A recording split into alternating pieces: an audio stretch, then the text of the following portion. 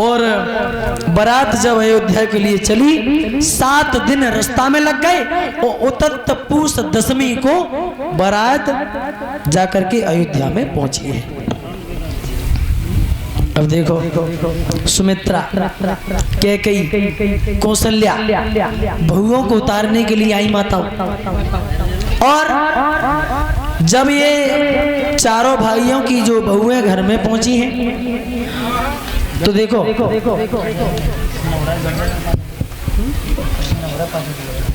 देखिए माताओं, आप जाए ना, क्योंकि झांकी निकलेगी कृष्ण के जन्म की।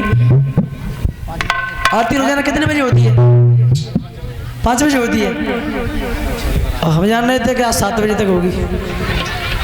सही बता रहे हैं। तो बैठी रहो। देखो तो भैंसे नसानी लगवा देंगे 8-10 पट्टा हमारे संग, तुम्हारे किस। अरे पक्की बात है, हम तो रुकेंगे यहीं, खाएंगे यहीं, नहाएंगे यहीं, रहेंगे और चिंता कर रहे हो, और यहीं गाएंगे।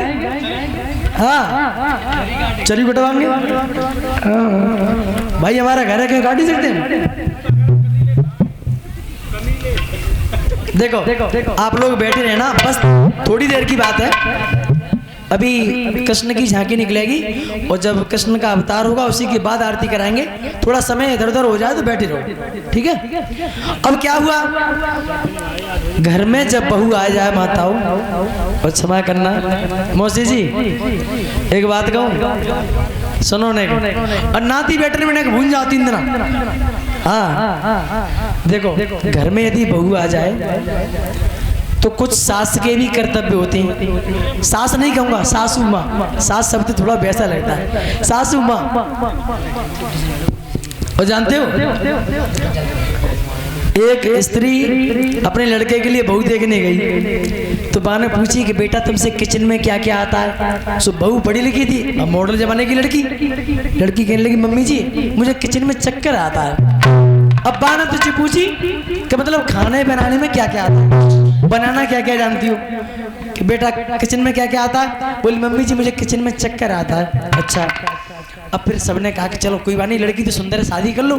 हाँ वो तो वैसे ही कह दिया होगा मजाक में, और वो हकीकत कह रही थी। शादी होके आ गई तो एक दिन उसने चावल और दाल बनाई तो सासू माँ भोजन करने बैठ गई।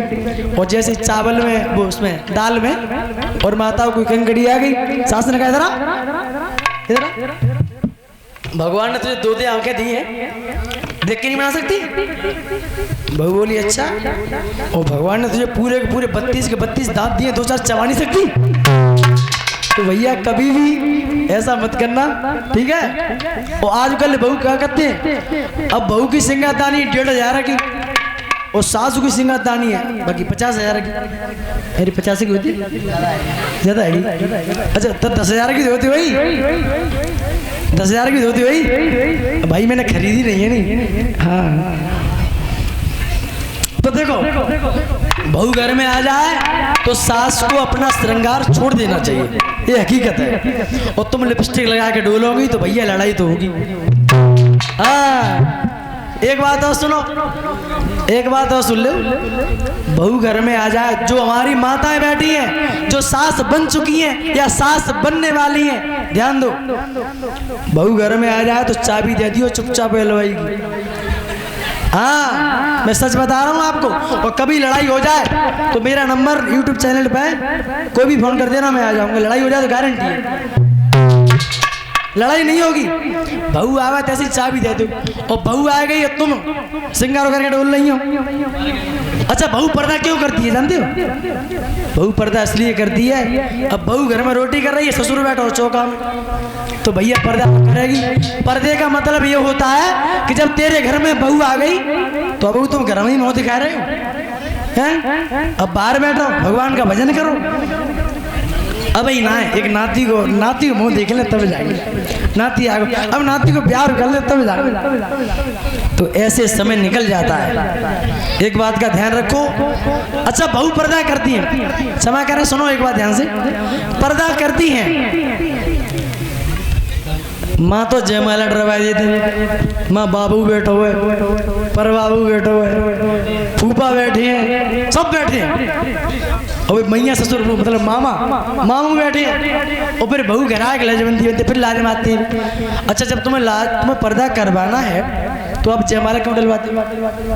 पहली बात तो ये है, जब आप पर्दा करवा रहे हो घर में लाके बहू को, तो माता सच बताना मेरी बात गलत हो तो आप बताना, फिर आप जयमाला क्यों डलवाते हो? और जब जयमाला डलवाई तो फिर पर्दा क्यों करवाते हो? जब सबन ने तुम्हें एक मोती देखो तो 100 मोती देखो, क्यों करवाते हो फिर पर्दा? अब आओ कृष्ण के जन्म की तरफ देखते हैं, क्योंकि इतना समय नहीं है। और श्री सुखदेव जी कहते हैं कि हे राजन परीक्षित, अब सूर्य वंश छोड़ो